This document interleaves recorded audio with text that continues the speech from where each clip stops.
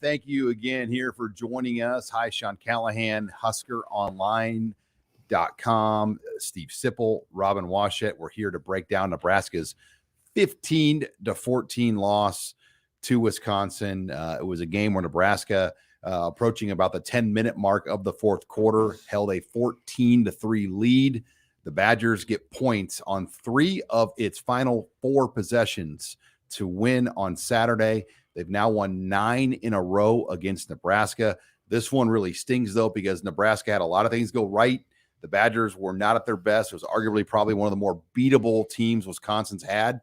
But give Jim Leonhard a lot of credit. They never panicked.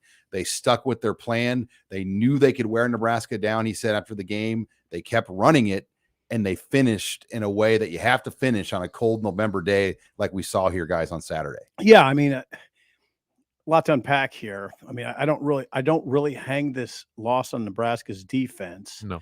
It didn't. Now, it didn't get a late stop, and you can't. It did not get that late stop, and you can't explain that away. They got to come up and make that stop. But man, they're put in tough situations again for the 4th straight week, all game long.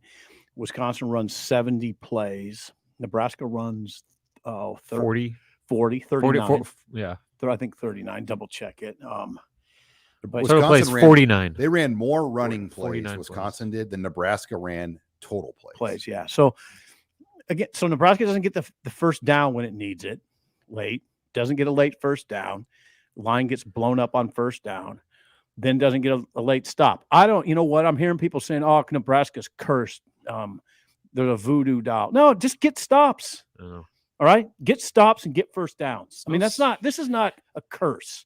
You got to get first downs when your back's against, or not when your back's against the wall, when you're in control or when you're trying to take control. You got to get first downs, and you got to get a stop late. It's not, you can't feel sorry for anybody here. It isn't a curse. It is what it is. They're just not closing out games. It's frustrating. To me, that's a team that once again showed that it has no idea how to win. Like just add it to the list of games Nebraska should have won and found ways to lose. And it was in both elements where, like you said, the offense had the ball with just under 5 minutes left and a chance to close that game out. Get a first down or two, that thing's over. Right. But they didn't. They went 3 and out very quickly, took less than 2 minutes off the clock, and gave Wisconsin the ball back with over 3 minutes left and all 3 timeouts. Not a good spot. Then the defense gives up a chunk play on a 3rd down on a wheel route to a running back, a backup running back that changed the game. Longest play of the day for Wisconsin at the most critical juncture of the game. And then obviously they couldn't finish or get the stop at the goal line, and they put themselves in a no-win situation going into that wind down a point. So you just, again, this is no different to me than any of these other losses that we go down the list for years now, that Nebraska just has this mentality to it that when it's winning time, they find one way or another to lose. And it's been a consistent pattern that until that changes, I mean, it's going to be a vicious cycle for a while. And you guys mentioned that wind. It was a brutal north wind, a really affecting wind. I mean, it affected the game. I want to go back to the decision on the defer. So Wisconsin deferred. They got the ball in the second half. Nebraska chose to have the wind behind them in the 3rd quarter. Okay. Going back at that, do you think Nebraska should have said, we'll take the win for the 4th quarter? Because I feel like the win behind them was huge. I mean, I thought Wisconsin having the win allowed them, that wheel route play doesn't happen if the wind is in front of them. He doesn't throw the ball 27 yards downfield into that wind. I'll tell you that. I'd just like to hear what Mickey says about that. He did. He said that they didn't want to give Wisconsin the ball and the wind to start the 3rd quarter. That was my argument is Wisconsin, the way they were playing, that makes sense. They were going to chew a lot of clock. I wasn't ever expecting Wisconsin to air it out this game. I mean, they just wanted to run clock, and they ran clock. Nebraska scored that touchdown with Trey Palmer in the 3rd quarter in the final minute before they lost the win. So at that point on, the only way Nebraska was going to score points was off a turnover or off a long engineered running drive, and they can't run the ball. You couldn't throw in that win. No, they ran. No. Wisconsin figured out how to finish a game. Nebraska shows fight. Wisconsin showed finish. Well, Wisconsin's record in November since 2012 is 40-9. Okay. Now, I don't have Nebraska's record in front of me. I figured it up the other day for a column. I don't have it in front of me, but I think it's 21-28. Okay. 21-28 or 22-28. November, Wisconsin's 40-9 since 2012. Nebraska's sub 500. Like Robin said, this has been going on for years. Yeah. Now, not just in November for Nebraska, but these teams that Nebraska's playing in this conference are built for November. Nebraska, I don't know what they're built for. I don't know what Nebraska's built for. It's clearly lost its way. They're built for coaching changes. That's what's happened. I mean, they've had 3 coaching changes since they've joined the Big Ten. Right. Our friend Gary Sharp from 1620 had a pretty staggering tweet where he said, in the last 2 years, Nebraska's played 23 games, and 14 of those have been 1-possession games, and they are 1-13 in those 1-possession games. So that's the pattern we're talking about here, where if it is crunch time in the fourth quarter, Nebraska finds ways to lose. Instead of players, see what happens in these games, and you see it a lot. You see other teams step up and make plays. Like the wheel route, was it Ches Malusi? And they put him on Javin Wright. And Wisconsin has an embattled quarterback, but he put that throw on the money. Graham Mertz stepped up and made a big play, and that guy made a good catch. And they found the matchup. It was Isaac Garendo. It was Isaac third Garendo. String back. Thank you, Isaac Garendo. But Mertz put the ball pretty much on the money. The kid made an over-the-shoulder catch. That's in crunch time. That's a winning play. That's how you win. No doubt. And Nebraska doesn't make that play. No. And then when Nebraska gets the ball and needs a first down, they get a 3-yard loss. Wisconsin blows up the play, gets a 3-yard loss. Their defense makes a play. I mean, that's how you do it. It's not luck. This isn't luck. You make your luck. And that's what Wisconsin did. Nebraska didn't do it. I can't explain that 1-13. It's incredible. I'm concerned about Nebraska because they're very good after losses now. I mean, they handle losing really well now. Too well. Yeah. It almost is getting to a point where we're all handling it too well. A little too comfortable. Yeah. Yeah. Yeah, and this one was gift wrapped. I mean, this was the most. I don't think it was gift wrapped. Well, this was the most beatable Wisconsin team that they've played since they were joined up the 2 Big scores Ten. at home in the fourth quarter. That's about as close to gift wrapped as you can get. Finish Jim the Leonard job. is on the ropes. Yeah. And if they lost this game, then they could lose to Minnesota next week. All of a sudden, Jim Leonard, you wonder like his status in Madison. Yeah. I mean, it was a huge game for Wisconsin. The key stat to me, Wisconsin gets 248 sack adjusted yards, which is when you take out that attentional grounding. So they average 4.9 yards per carry in sack adjusted rush yards in this game. The other key stat on first down, Wisconsin had 25 first down runs for an average of 5.5 yards per run. So they were in 2nd and 4.5. Yeah. I mean, you're going to win when it's a windy day like this and you're in 2nd and 4. That's Wisconsin. I mean, that's Wisconsin. They put a plan together that wasn't pretty, but they knew Nebraska mentally and physically couldn't hold up that style for 4 quarters. Yeah. That was one of the things Garrett Nelson talked about. Like towards the end of the game, he said you could just feel the Badger O-line leaning on him. Like that's a lot of snaps. 52 rushes. I guess that's with sacks too, but either way, that's a lot of time to be on the field against an offense like that, against backs like that were running hard. Even with Braylon Allen dinged up, he wasn't running like his normal self, but Ches Malusi was running tough. Yeah. And the Isaac Garendo was running tough. And that just wears on you. And to put that much pressure on a defense that has gone through this gauntlet, especially over the last 4 games, that's asking too much. I mean, then the flip side, the running game, your leading rusher was Casey Thompson. Yeah. Leading rusher was Casey Thompson. Purdy was leading rusher last week. It's unbelievable. They have nothing from that running game. The offensive line cannot get any push in the run game. Anthony Grant has nowhere to run. He had 16 carries for 29 yards. I wonder how many of those 29 came after contact. The handoff running game is virtually non-existent. It's non-existent. It's predictable. It's not virtual. It is non-existent. You know what's coming, and they stop it. Well, now, Sean, of course, it's a handoff running game. It's predictable. So is Wisconsin. What about reverses? Hold on. Sweeps. Well, yeah, I mean, you can get cute, I guess, but does Wisconsin have to get cute? Got a point. It's Wisconsin. It's predictable. You know exactly what Wisconsin's going to do. It. Yeah.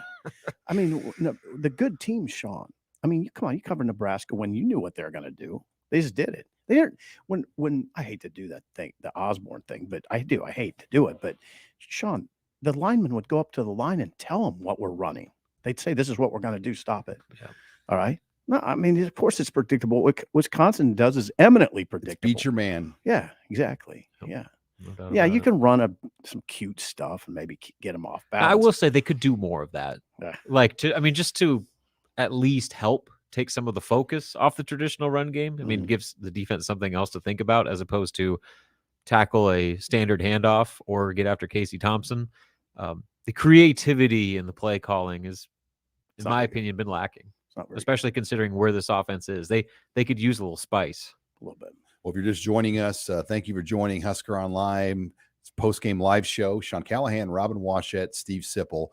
We're breaking down Nebraska's 15-14 loss to Wisconsin. We're also going to talk coaching change here, or coaching search here as well, in that discussion. But we wanted to dedicate at least the first part of the show to the game itself, because obviously this is a post-game show. Casey Thompson, though, him coming back today, guys, that made a difference. Trey Palmer only had four catches for 47 yards on 6 targets, but he had 2 touchdowns. I mean, Casey found Trey when it mattered in the end zone, and the last few weeks they just didn't have that. So I thought that was big to see Casey back out there, and he does handle the pressure really well. Yeah, he handles himself well in general, and there's a big difference with him out there. Absolutely.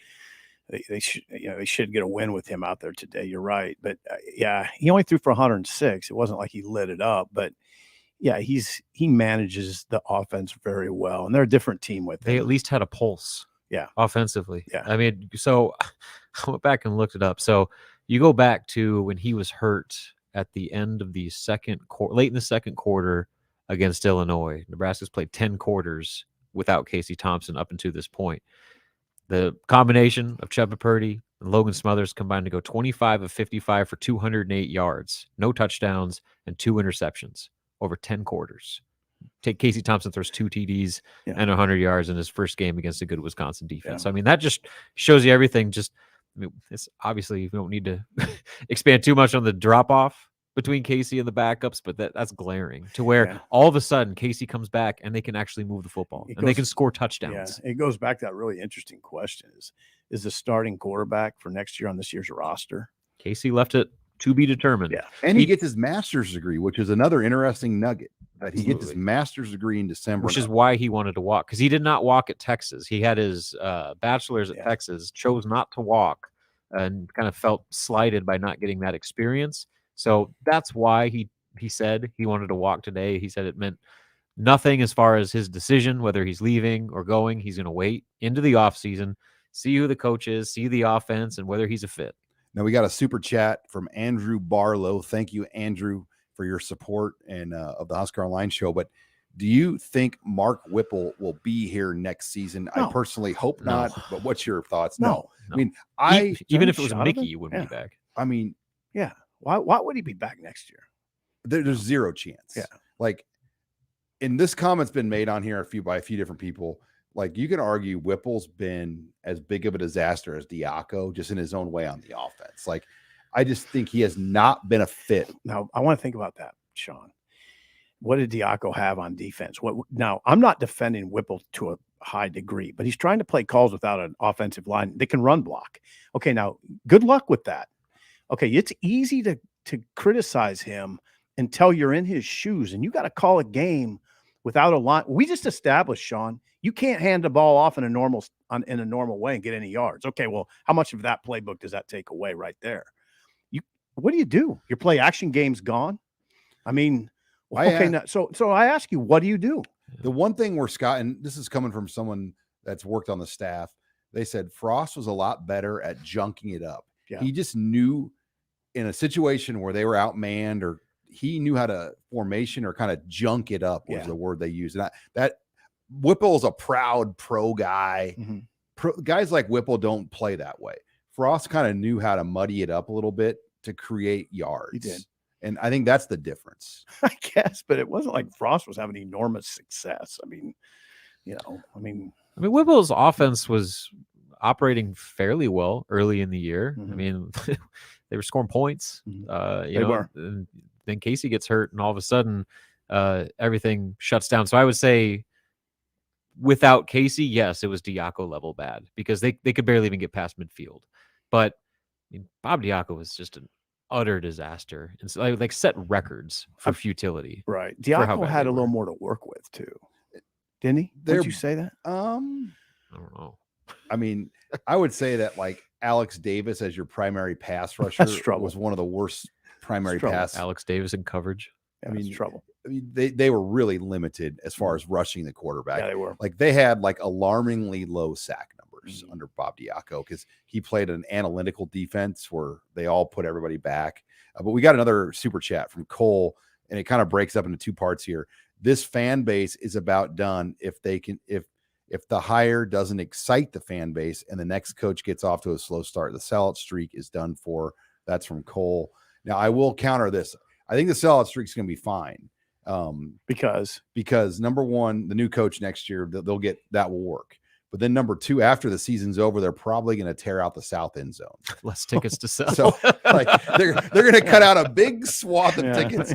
That'll solve the problem. And then by the time it's all done, everyone's going to want to sit back in the south end zone because it's going to be a sweet sports bar with luxury amenities that aren't in the stadium right now. But yeah, in the current state, I don't disagree. I mean, because they've held on. I mean, it was a big Dr. Chatters weekend this weekend with the big red carpet weekend. I mean, they had there were a lot of groups of kids that were in there, which is cool. I mean, I'm a big fan of that, but they've kept the sellout streak alive very creatively. They have. So, I mean, I guess I temper the conversation about the fan base being initially impressed or whatever the initial reactions with the head coach. Okay. What happens is that coach comes in, they start winning, doesn't matter. Like it's really just the product on the field is going to ultimately determine. And people, when it comes down to fall camp, they're going to give the benefit of the doubt. And it will be a matter of if these failures continue for the sellout streak, like people stop showing up. I'm not necessarily worried about the initial reaction. I'm talking about like when we actually see the product reaction and if anything is different. Yeah, I don't know with that conversation. And I get what you're saying. So what we're talking about is, to be clear, does Trev need to make a splashy hire that excites the fan base? Should we work? Should that matter? Or just get the right extent, guy? But I don't think it's going to be the hire's announced, all of a sudden sellout streak is over. I'm not ready to jump there yet. You got to get the right guy. Now, it is a downtrodden fan base, I think. I mean, I don't speak for the people. I don't know. I mean, if I were a fan, this would get really old. I mean, or if it's probably already old, I suppose. Well, it's old for a lot of people. There's about 55, 60,000 season ticket holders when you break down the stadium. Okay. And I think there's probably 35, 40,000 people that would just show up no matter what. Like they're that supportive. Yeah. And it's so 20. There's probably 15 or 20 that are just hanging on. Ooh. Yeah. It's kind of like a political election. You have to kind of like win the undecided voters, and that's the group. And Cole has another super chat comment on that. He's a student at UNL, and he goes, as a student, he goes, I'd rather just basically sit in someone's backyard, and if they make a bad hire, I'd rather be sitting in the Russian bottoms drinking beer, kind of watching on a TV. And I think that's what you fight, because there's a lot of competition to get people into that stadium, and they recognize it. That's why they're going to do renovations to the stadium. Yeah, losing is I mean, it causes a lot of problems. A lot. I mean, it causes very obvious problems like ticket sales and sales in general. But the concern I have more is just the culture of losing and all that and what goes into that. And we're seeing some of that already. I think a lot of media fan base has become very accepting of Nebraska not having players that put you over the top. We try to say, oh, they have enough talent. SIP. They have enough talent over there. It's not a talent discussion. Yeah, it is. It's a talent discussion. Just say it. They don't have a talented offensive line. Ooh. They don't have big time playmakers. Enough of them. They don't. I don't want to hear it. Why do people continually come to me with SIP? It's not a talent issue. Yeah, it's a talent issue. It's a coaching issue. It's a talent issue. It's a culture issue. It's a weight room issue. It's a lot of issues that go into this level of losing. And this level of losing, there's a lot of problems. I mean, there's a lot. There's not just a few. Yeah. And I don't want to hear close either. Oh, except they're close. They're not. Come on. What the hell does that even mean? I mean, what does close mean when you go back-to-back 3 and 9s? I mean, that doesn't mean anything. Wisconsin wasn't worried one bit. 14-3. Didn't seem like it. Never panicked. And the thing Mickey said today I thought was interesting about, instead of kind of saying we need to recruit and kind of throw the players under the bus like the week before, he just said we need better competitive depth. Yeah. Instead of recruiting, it's competitive depth. It's a euphemism. It's a very, very palatable euphemism. That way people won't say, or parents won't get upset with that. All right. Super chat's lighting up today, guys. Thank you, by the way. Yeah, absolutely. We got more super chat here from J.All. Is there a chance that Urban Meyer is an option for the next head coach? I don't know. I would like to think so. I mean, what I've said all along is that I would hope Trev would make him say no. And I like the idea of pairing Urban Meyer and Mickey Joseph. I just think that's a formula that would give you a great chance. Mm-hmm. I think it's very pie in the sky, though. I've heard nothing. I've heard nothing to suggest that that's something that could happen. Like my analogy, does Urban Meyer want to take on the job to like clean out your grandma's basement? I mean, a lot of work. It's a lot of work. And then when you not move in ready, it's dirty work. You're going to be dirty. I mean, you're going to have to tear out the floors. Yeah. I mean, there's a lot of work. There's a lot of dirt. There's a lot of hard lifting. You're going to be sore for a couple days. I don't know. I mean, at his state, like he can be selective. Exactly. Like, I mean, Arizona State or something. He would just pay somebody to do it. All right. That's also a good analogy. Well, more super chat from Andrew hitting us up here. Wants an update on Thomas Fedoni.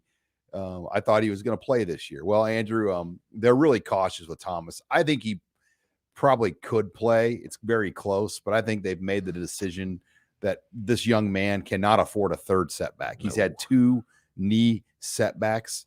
I often wonder, though, if Coach Frost was here, would he be playing right now? Would the decision, because the pressure on Frost right now would be immense. I think now, though, everyone's like, hey, we're just going to sit back and let Thomas rehab. I think Thomas would play, though, if they said he could play.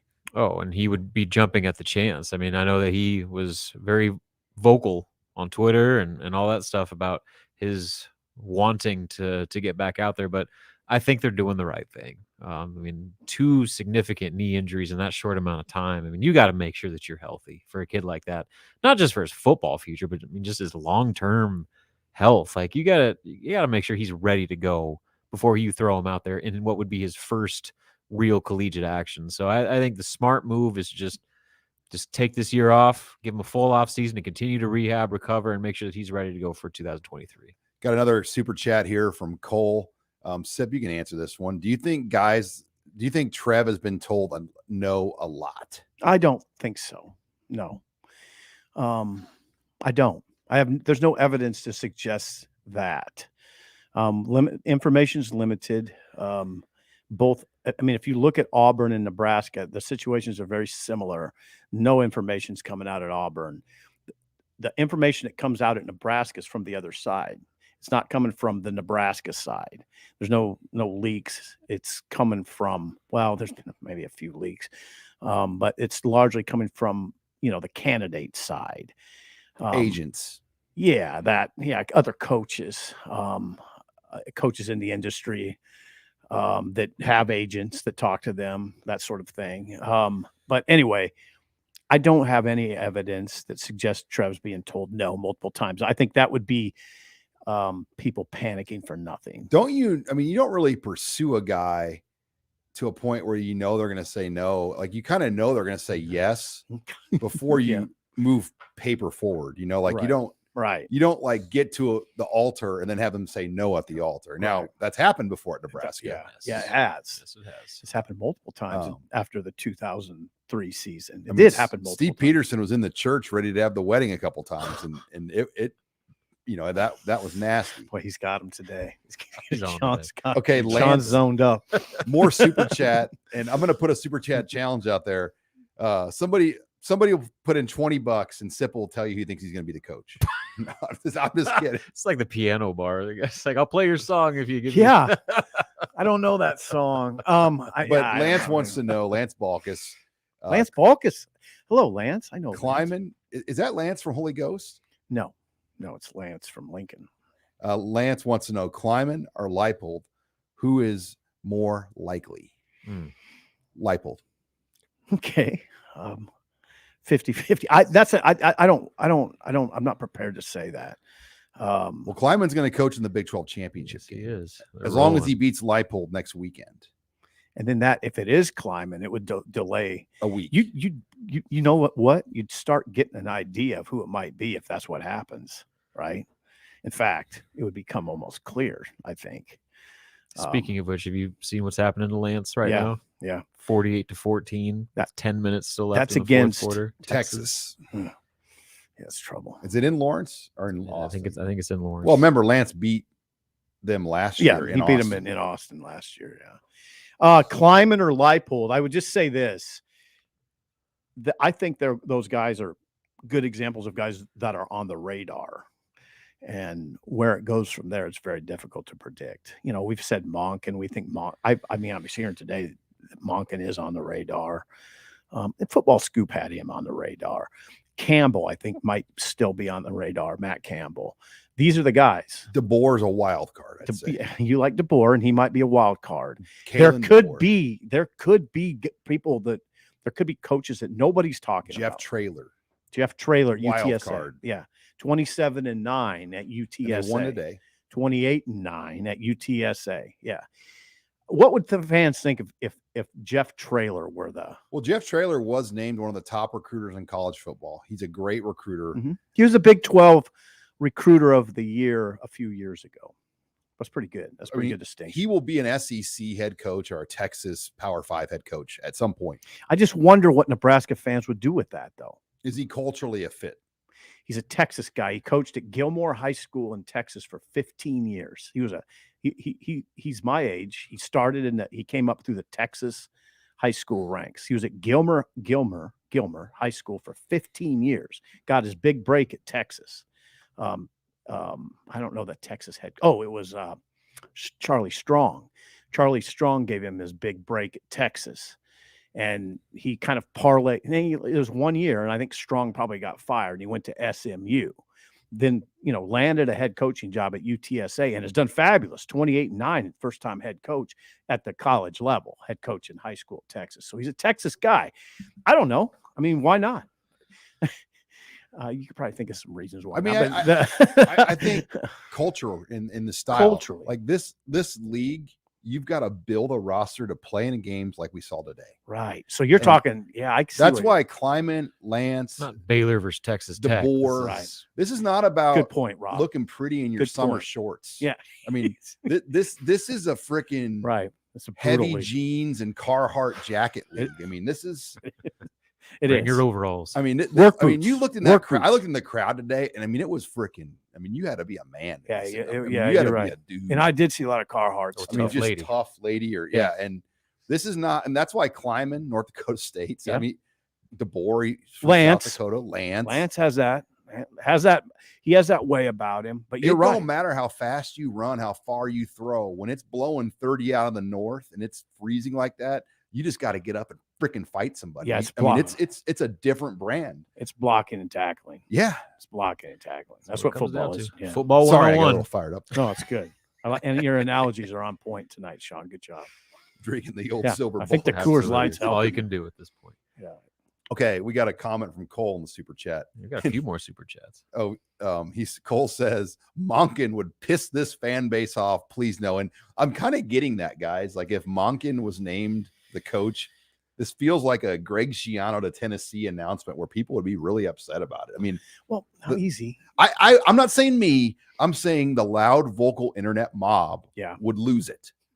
Yeah, I mean, you could even with Traylor, I think you could at least find enough positives with that. The fact that he is this hot shot, up and coming young coach, the Texas ties, all this stuff. But with Monken, man, I'm with him. It doesn't do anything for me. It would not excite me whatsoever. I keep saying about Monken, and you tell me if it's unfair. What I say about Monken is Nebraska doesn't need a cute little story. No. That's not what this is. You need people that can take down Harbaugh and take down Ohio State. And people are gonna say, "Well, Sipple, come on, is that Leipold? Why do you think Leipold gives you a better chance? Kleiman gives you a better chance. Guys who have steered the big ships. Yeah, I mean, Monken's a tough sell, and Sean. I really like your point about the UTSA coach.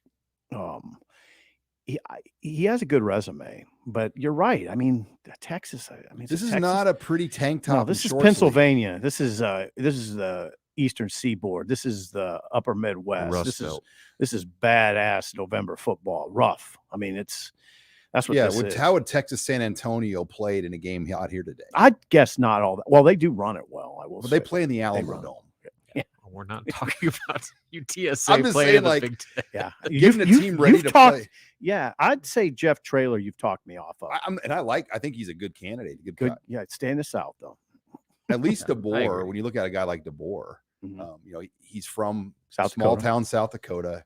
He was in Sioux Falls for like 15 years. Mm-hmm. Yeah, his style would translate. See, Leipold understands it too. He's a Wisconsin native. He's worked at both Nebraska and Wisconsin. He understands what it takes in this league. He coached at Buffalo. He knows. Kleiman, I'm always struck by how physical Kansas State is. I mean, they look like a Big Ten team. I don't know about look, but they play like a Big Ten team. They play a brand of physicality that is rare in the Big 12. Yeah, they run the ball and they play tough defense. They really hammer. That's why they win. Well, think about his offensive line coach in North Dakota State. Kirk Ferentz hired him to be the O-line coach at Iowa. Mm-hmm. So, if Kirk Ferentz and Brian Ferentz hired you to be the O-line coach for them, this is 5-6 years ago. That tells you, they're physical because Iowa's not hiring a bad line coach. Mm-hmm. No, you're right. Got a few more super chat comments here. K NECA, all those 4-star linemen bust. Why are they so bad? I would say because they're playing them too early in their careers. I think if you could properly, perfect example. Look at Ethan Piper and Trent Hickson. They started and kind of were not ready. They've been benched for a couple years. They're much better players now that they've kind of grown and matured. Where, guys like Corcoran, they barely have had time to learn their way around town before they had to start playing. And they get thrown right into the fire, and it's out of necessity because they've had so many misses and guys that don't pan out. And I have said and will continue to say the lack of offensive line development. I mean, they're getting high-profile players: Bryce Benhart, Turner Corcoran. Go down the list. Those guys. Who else? Who else are we talking about? Is it? There's some. Nick Gates. Prohaska, Turner Corcoran, and Bryce Benhart. The kid that's at San Diego right now. Are you talking about Trent? Hymus. Oh, Hymus. Yeah. So, you just go down the list of these 4-star nationally recruited offensive linemen that are supposed to be like lockdown left tackles, feature pieces of the line that just either level out or don't get any better, or sometimes you can make the case that they regress over the course of their career. Nick Gates was all Big Ten freshman of the or all freshman team, all Big Ten, and remember how his career ended? Just wasn't good. So that's regression in my mind, and that happens far too often. I think I'm with you, Sean. I think a lot of times because of Nebraska's need for immediate impact linemen, they force these kids into the spotlight when they're not ready. When you look at what Iowa does, what Wisconsin does, they groom those linemen. They're in the program 2, 3, 4 years before they see the field. Okay. And by the time they are actually starters, they are Big Ten ready offensive linemen. Mickey touched on it today. There's something you got to add to this conversation. Depth. Yeah, Mickey. See, why Wisconsin can do that? Why they can have guys wait 2, 3, 4 years? Competitive depth. Because they have depth. They have other guys. That's the thing, out of necessity. Right. Nebraska's young, high-profile recruits are getting thrown in before they're ready, and I think that throws off their whole trajectory. Right. The other thing to add to that is, now I would take issue a little bit with saying that Nebraska's recruited all these high-profile players. They've recruited a few. But they have not recruited well up front. Greg Austin didn't bring a lot of guys. No, here. They have not recruited well up front. Well, that's it. And Tony Tuioti didn't bring a lot of guys. No, here. They did not recruit up front on defense either. And we've said it's not like we haven't said that. We've laid it on hard on Greg Austin, and somewhat on Tony Tuioti. But they don't have enough depth, so they got to throw those guys in there. All right, let's check the comments here. Got another super chat here from Lance Balkus. He said Leipold's defensive coordinator is a tough sell. DeBoer has a massive buyout, and what's DeBoer's buyout? You wrote it the other day. 12.5. 12.5. Or 12. Okay. So Frost's buyout's 12.5. DeBoer's buyout at Washington is 12. And that is tough because, Trev jumped the gun to fire Frost when he did. That's an extra $5 million that Trev paid there to do that. Yeah. And now you got another 12. I mean, I just have a hard time. I don't know. I mean, that's a lot there. The people are going to wonder what the situation is with Rule. The best I could tell, and this is from a good source yesterday, is that is all but over. I mean, it's all these situations can be fluid. It happens quite a bit actually that a guy that the school and a coach kind of separate, but then it can come back. I mean, Nebraska could circle back to him maybe. I don't see it happening. I don't think it will. It's probably still fluid. A&M too. Yeah, oh God. Yeah, Yep. what a mess. Matt Rule, A&M is kind of a scenario. Well, I think Rule might want to wait. See, what they're talking about in the agent world is, okay, West Virginia is not open, but it will open. Neil Brown. Yeah, Neil Brown will be out. Jimbo is a Clarksburg, West Virginia native. Now that might be a nice landing spot for Jimbo, and then that he could, West Virginia could offset some of that $95 million, not much of it, but some of it that Texas A&M would owe Jimbo. So maybe that's what's going on there. And what about when you saw the crowd at A&M today? That was stunning. That's unbelievable. That's stunning. That's stunning. I mean, that was like a practice going on crowd. That is a fair weather fan base, man. That is a bad look for Texas A&M. If you haven't seen it, if our listeners haven't seen it, look at the third quarter. Look at the third quarter. Yeah, there are a lot of tweets from the aerial looking at that stadium. See if you can find that. You got to fire him. You know what? I think you got to fire him. That's a lot of money, Sid. There's a lot of oil His down contract. there. All I right. think Trey's trying to pull that up. I'm sure they can. But here it is. Trey found it. You're the man, Trey. Look at that crowd, guys. That is Texas A&M in-game third quarter crowd. Look at that. And that place is usually full. I mean, keep that in perspective. Like they turn out normally. See, you know what that is? You know what that is? That's money lost, man. Okay. Now it gets to a point where that $95 million versus the money you're losing by people not showing up tends to offset itself. No, I get it. It's a lot of those tickets are paid for, but those people aren't coming to the stadium and buying anything. You're losing a ton of money. Yeah, parking. you're losing a ton of money there. I know. But just the school's losing money. I mean, so yeah, no, I don't think Jimbo will survive. That's what I don't think he'll survive. Jake Polk comments that it was raining in 38 degrees at A&M. Well, it was 30-mile-an-hour wind gusts and 15 degrees here, and Nebraska still turned out. Yeah, so I had my head uncovered for post-game TV, and I mean, it was brutal. Like I had to put my stocking cap on immediately. I mean, it was freaking terrible. Yeah, it's bad. It's rough. Jay All just says we need short, fat. Oh, in the super chat, we need short, fat O-line guys with good balance, right? I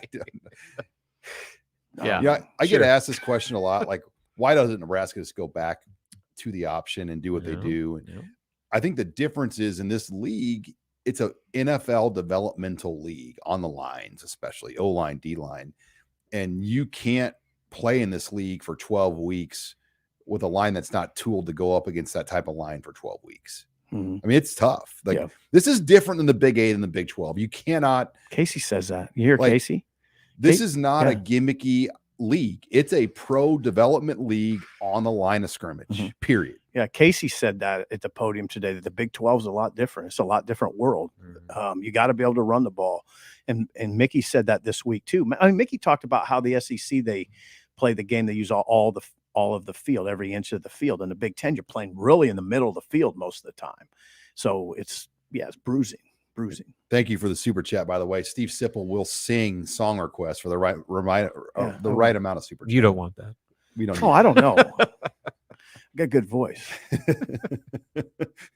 Somebody commented though, Jason Howell, about Jamie Chadwell. Don't you think his offense could work in the Big 10? Maybe. I mean, Jamie Chadwell. That's one of those names that that would come out of sort of left field, if that's it. Joe Mogliatai there. Yeah, Joe Mogliatai. Chadwell does have that sort of offense. He'll run the quarterback a lot. Yeah, I think I will say this about Chadwell. I think the fans would like his offense.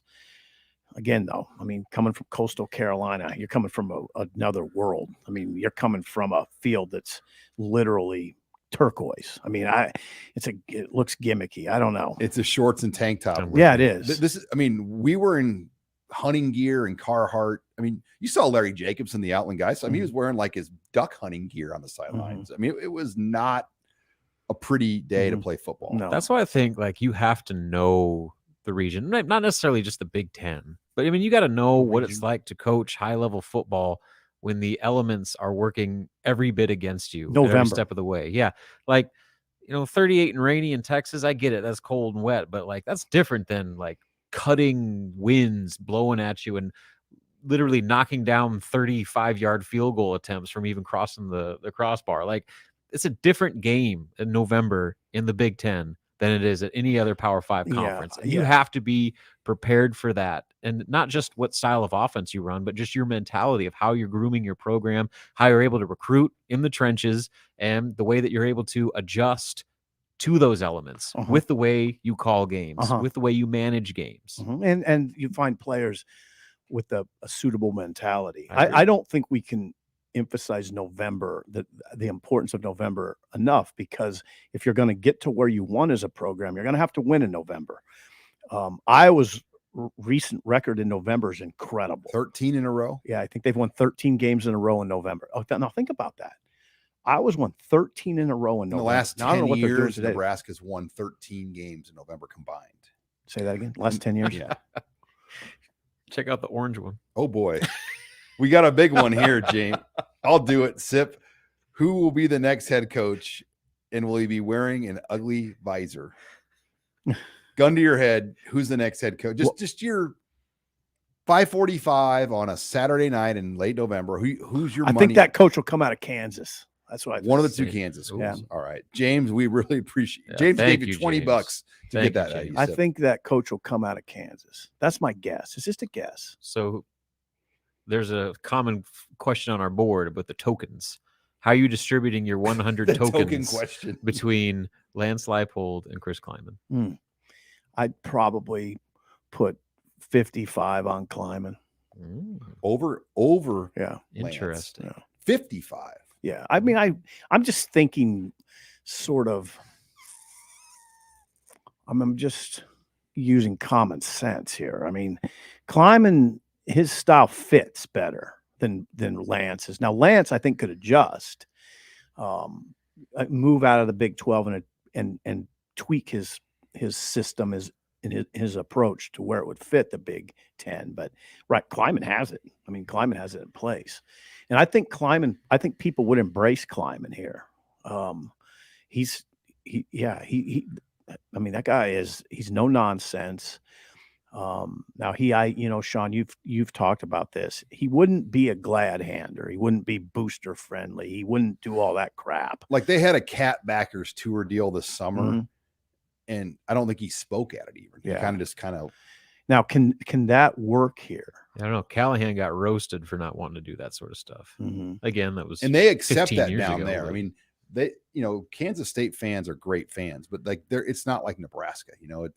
I think they're not interested in who the nickel corner is down here. We're here. It's like, we're very interested. Not only that, we want to know who the dime guy is and who the backups are and who the freshmen are that could play more than 4 games. And I mean, it's just a different level of intensity on the team.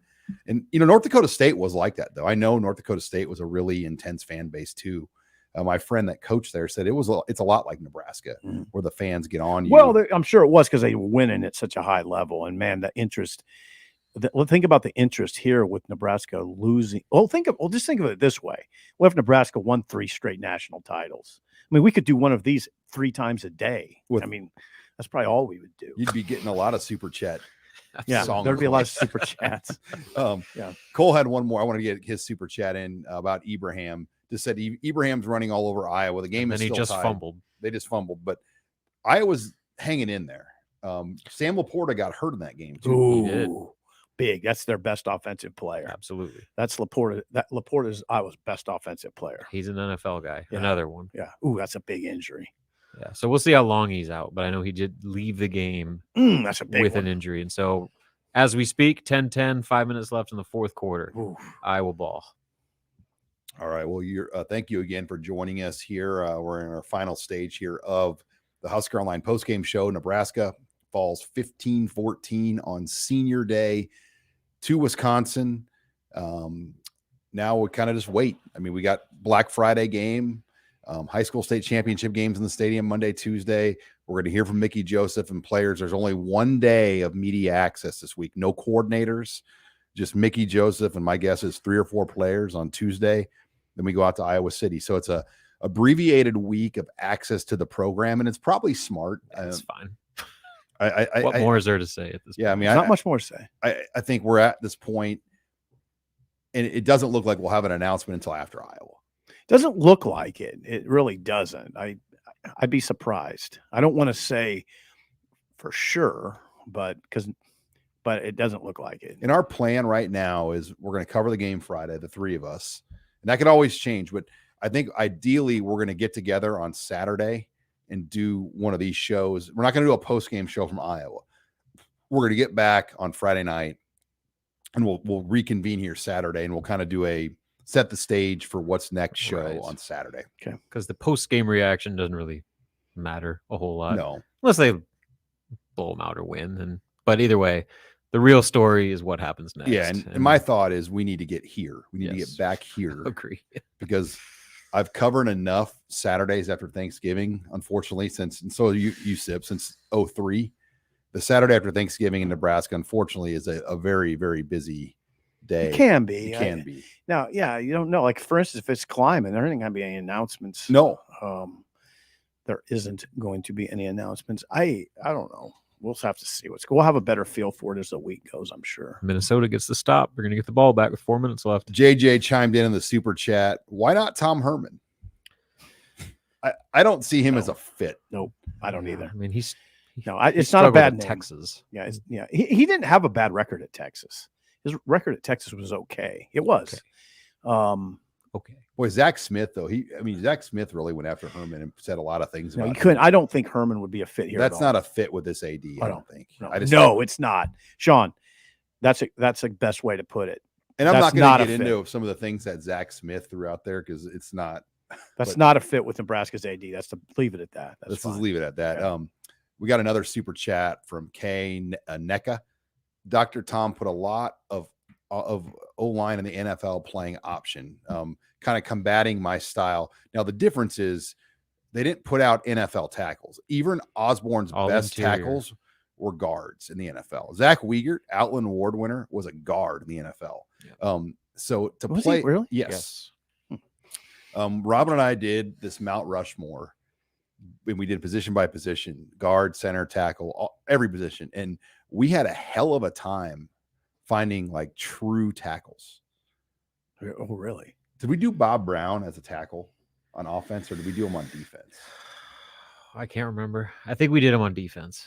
And we settled on this one guy that ended up being a tackle in the 70s or 80s. And I remember, didn't he email you and said, you changed my life by like putting me on that list? I wonder who that was. I forget who it was.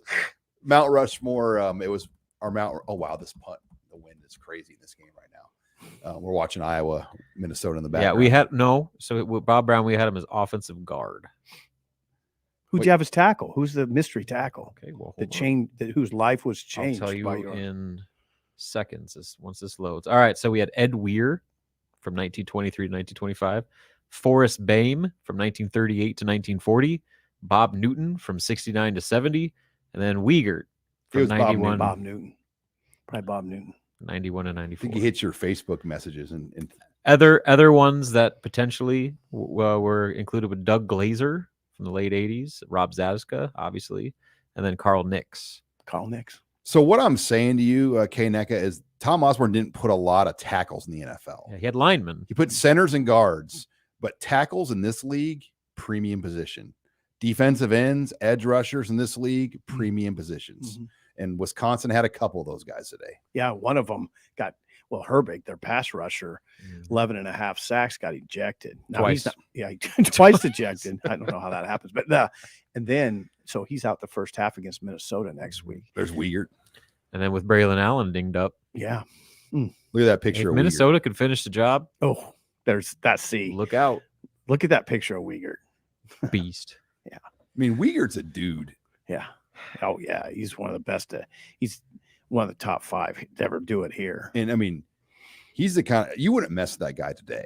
No, like I know. He's still a monster. Yeah. I mean, he's intimidating when you see him Yeah. today. Like I'm afraid to say hi to Zach Uyghur. Don't be afraid. He's not approachable. Like He's he approachable. is approachable. He's a tough dude though. Yeah, like, he is. He is. like you don't want to mess with Zach Uyghur. All right. Next question in the super chat was from JL. What about Kyle Whittingham? I'd work. We haven't heard much of his name. He's older too, right? 62. We've heard a little bit. We've heard his name a little bit. In fact, when they hired Mike Riley, I was on the phone with a source in my office the day that Riley got hired. I was talking to somebody who was insisting that they were going to hire Whittingham. And then I got this loud knock on my door from Brian Christopherson saying they hired Riley. But I always remember because I was sitting there thinking, man, they're going to hire Whittingham? And then the knock came. Now, Whittingham, I just haven't – his name really hasn't materialized in speculation very much. The uncertainty of the Pac-12. Yeah. What about like that helps. Yeah, I think any guy like that's why DeBoer, because with UCLA and USC leaving, what is the future of that league? Oh, I know. No, no doubt about it. It helps Nebraska's chances if in fact they are looking at someone like Whittingham. Whittingham would be. I mean, that'd be a great hire, I think. Now, the age thing gives you a little 62. pause. People are like leery of Lance, and he's 58. 58. He's a young 58. Yeah, he is. He's fit, and he doesn't seem 58. So you got to wonder, like, is that your long-term solution, or are you going to have a? Well, I think Lance could go till he's 70. Yeah, that's fair. Yeah. And in today's coaching world, if you make it past 5 years, it's a success. Yeah. I mean, that's the reality. Hey, listen, it's a tense time because there's a lot. I mean, we just don't. It's a tense time for us. It's a tense time for a lot of media because it just doesn't seem like people have much information, right? Lance says in the chat here, this will be the longest 8 days of my life. Same. Yeah. And it may be longer than 8 days, Lance. That's the it may be. Yeah, That's the thing. Yeah, it could go into that first part of December. We might do. I mean, if it works, we'll do more of these after the season's over. Like during, I mean, like we can do more of these shows to kind of set the stage and promote. And by the way, if you're not on Husker Online, make sure you get on Husker Online. Steve Sipple's postgame column, Robin's 5 Things, my final take, all the videos, all the reports are up from the game today. Some great scoop on the coaching search, our Tunnel Talk. I can promise you, if you read our Tunnel Talk, which is a members exclusive feature, is loaded with info, stuff that you will see nowhere else about the Nebraska coaching search, as well as Sipple's latest post from last night about Matt Rule. So premium exclusive information, $25 gets you from now until the start of next football season on HuskerOnline.com. Gentlemen, there you go. What did you write, Sip? What was your take today? You can't use the word brutal enough to describe that law. My dad tells me don't use the word brutal. It's overused. You've said it about 10 times today, Sean. Brutal. You can't use it enough today. It's accurate, though. Yeah, I don't know. I don't know. We write the same stuff over and over, Rinse, repeat. Yeah. What about Dan Mullen? That's a guy that just got thrown in the chat. I don't know. What do you think? I mean, I don't know. No, I'd say no. The Florida thing really hurt his star. Yeah. Iowa interception. Minnesota was driving. Let's get off this thing so people can watch that game. Oh my gosh. Pick 6. Are you kidding me? Yeah, let's Look do at this. it. Wow. Iowa gonna Iowa. Yep. Iowa doing what Iowa does. Pick Is there any 6. flags? Any flags? 17-10 with 2:06 left. And it's cold there today. That's Jack Campbell. Okay, now hold on. There's one thing to add. That was Jack Campbell. All-American. That's an All-American level player that just did what? All-American do? play. You put him over the top. Won the game. Right. Now, Jack Campbell's probably, one of the top 3 or 4 defenders in the Big Ten. Could be the Big Ten Defensive Player of the Year. People say, Sip, come on, how do you get over the top? That's how you get over the top. Mo Ibrahim, against Nebraska, what happened? Mo Ibrahim kind of took the game over, right? Yeah. That's what happens. Yeah. I mean, when you have the best player on the field, your chances to win. Look at Amir Abdullah against McNeese State or Northwestern. They don't get that Hail Mary if he doesn't stretch for that first down. Absolutely. Ernest Hausman could be a guy like that. Ernest could be that. I wrote about him in my 5 things, and Malcolm Hartzog too. Like Those he's going guys are to good. try to find some sort of silver lining, to the back end of the season, I would put those two Absolutely. right at the top. Absolutely. like, There's a future there. Watching Ernest Hausman, he looks incredible. Mhm. I'm not going to go and say that he's Levante David, No. but to see someone go Can't say that. sideline to sideline, he is the closest Nebraska's seen He found it. since Levante He David. found his groove quick. And he's a true freshman. Yeah, he found his groove quick. Now, he struggled And early. he's hitting. You remember, though, against, for instance, North Dakota State, you wondered about Ernest Hausman. Yeah. But It he came on found quick with yeah, him. he It came on real quick. yeah, something clicked with him. It clicked. That's what happens. And you often hear coaches say that. When it clicks with looks some good, guys, it man. really clicks. He looks really good. Yeah. All right. Well, that's a wrap here for this week's show. Once again, we'll have the Monday night show. I will be doing high school football. So Sip and Robin and Jim Rose will be on that with Jeff Cameron Monday night at 7:00 here on the Husker Online channel. So make sure you watch the Monday rundown show. And we will do a Husker Online show this week during the holiday week, as well as have a full show following Iowa, but we're going to do it as of now. Things can change, but we're planning on Saturday morning for a live show here. So thank you again to Trey Yanity, our producer on the back end. Thank you to all of our subscribers, viewers here on the YouTube channel. If you're not a subscriber, please like, subscribe, follow our page here, not only on the YouTube channel, but also on the Husker Online podcast channel. We will put this video up on the podcast channel later tonight. Look at that. Look at that. Look at that. Was that Laporta? No, that's Lackey.